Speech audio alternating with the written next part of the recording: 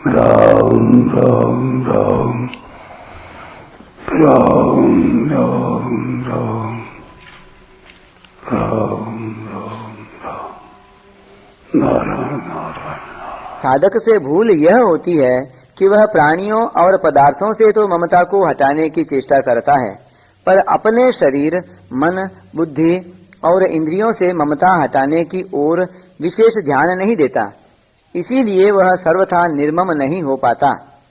निरहंकारः शरीर, इंद्रियां आदि जड़ पदार्थों को अपना स्वरूप मानने से अहंकार उत्पन्न होता है।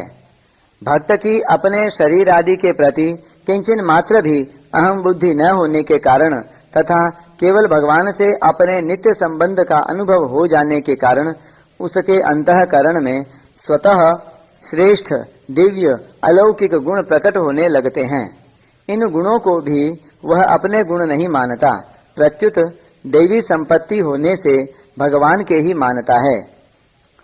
सत परमात्मा के होने के कारण ही ये गुण सद्गुण कहलाते हैं। ऐसी दशा में भक्त उनको अपना मान ही कैसे सकता है, इसलिए वह अहंकार से सर्वथा रहित होता है।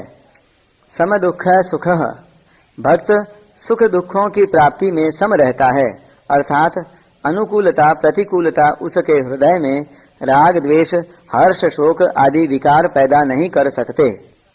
गीता में सुख दुख पद अनुकूलता प्रतिकूलता की परिस्थिति जो सुख दुख उत्पन्न करने में हेतु है उसके लिए तथा अंतःकरण में होने वाले हर्ष शोक आदि विकारों के लिए भी आया है। अनुकूल और प्रतिकूल परिस्थिति मनुष्य को सुखी दुखी बनाकर ही उसे बांधती है।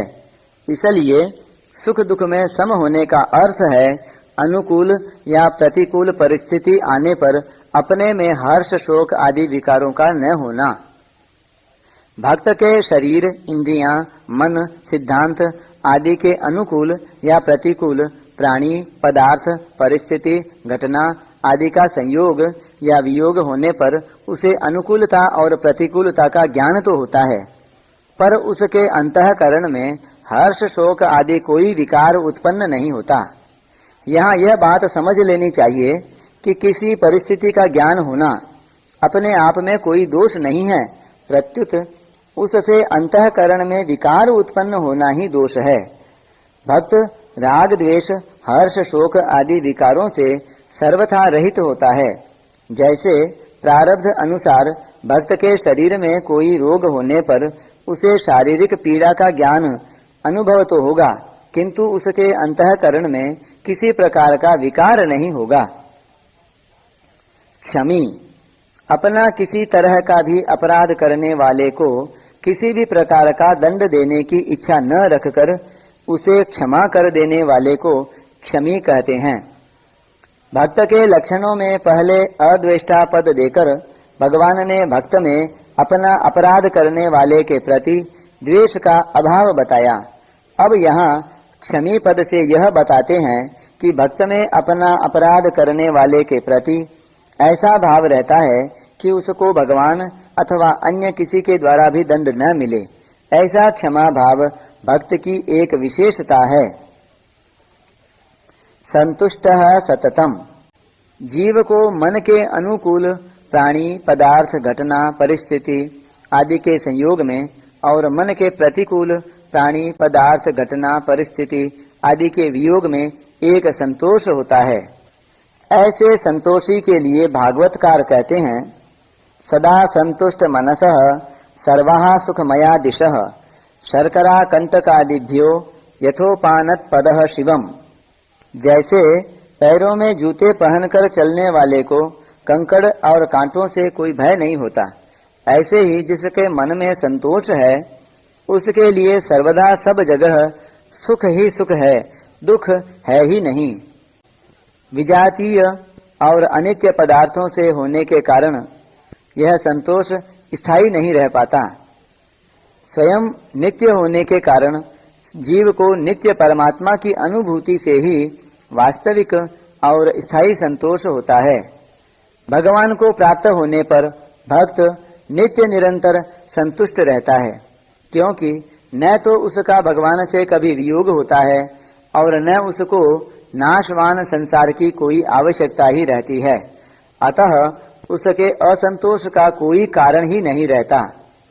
इस संतुष्टि के कारण वह संसार के किसी भी प्राणी पदार्थ के प्रति किंचन मात्र भी महत्व बुद्धि नहीं रखता। संत कबीर दास जी कहते हैं, गोधन गज धन बाजी धन और रतन धन खान, जब आवे संतोष धन सब धन धूरी समान। संतुष्ट के साथ सततम पद देकर भगवान ने भक्त के उस नित्य निरंतर रहने वाले संतोष की ओर ही लक्ष्य कराया है, जिसमें न तो कभी कोई अंतर पड़ता है और न कभी अंतर पड़ने की संभावना ही रहती है।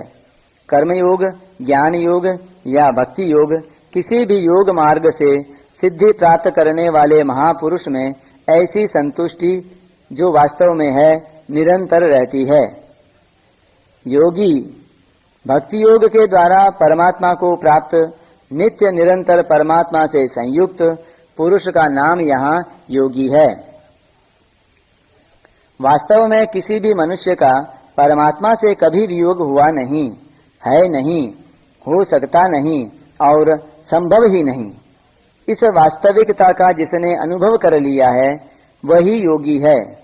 यतात्मा, जिसका मन बुद्धि इंद्रियों सहित शरीर पर पूर्ण अधिकार है, वह यतात्मा है। सिद्ध भक्त को मन बुद्धि आदि वश में करने नहीं पड़ते, प्रत्युत ये स्वाभाविक ही उसके वश में रहते हैं। इसलिए उसमें किसी प्रकार के इंद्रिय जन्य दुर्गुण दुराचार के आने की संभावना ही नहीं रहती। वास्तव में मन बुद्धि इंद्रियां स्वाभाविक रूप से सन्मार्ग पर चलने के लिए ही हैं, किंतु संसार से राग युक्त संबंध रहने से ये मार्गच्युत हो जाती हैं। भक्त का संसार से किंचन मात्र भी राग युक्त संबंध नहीं होता, इसलिए उसकी मन बुद्धि इंद्रियां सर्वथा उसके वश में होती हैं। अतः उसकी प्रत्येक क्रिया दूसरों के लिए आदर्श होती है। ऐसा देखा जाता है कि न्याय पथ पर चलने वाले सत्पुरुषों की इंद्रियां भी कभी कुमार्गगामी नहीं होती। जैसे राजा दुष्यंत की वृत्ति शकुंतला की ओर जाने पर उन्हें दृढ़ विश्वास हो जाता है कि यह क्षत्रिय कन्या ही है, ब्राह्मण कन्या नहीं। कवि कालिदास के कथनानुसार जहाँ संदेह हो वहाँ सत्पुरुष के अंतःकरण की प्रवृत्ति ही प्रमाण होती है। सताम ही संदेह पदेषु वस्तुषु प्रमाणम अंतःकरण प्रवृत्तयः।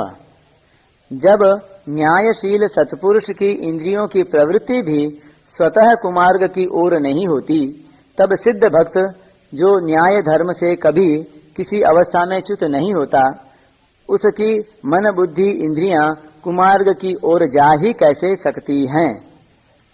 दृढ़ निश्चय, सिद्ध महापुरुष की दृष्टि में संसार की स्वतंत्र सत्ता का सर्वथा अभाव रहता है। उसकी बुद्धि में एक परमात्मा की ही अटल सत्ता रहती है, अतः उसकी बुद्धि में विपर्यय दोष नहीं रहता, अर्थात उसकी बुद्धि में प्रतिक्षण बदलने वाले संसार का स्थायी दिखना नहीं रहता। उसको एक भगवान के साथ ही अपने नित्य सिद्ध संबंध का अनुभव होता रहता है।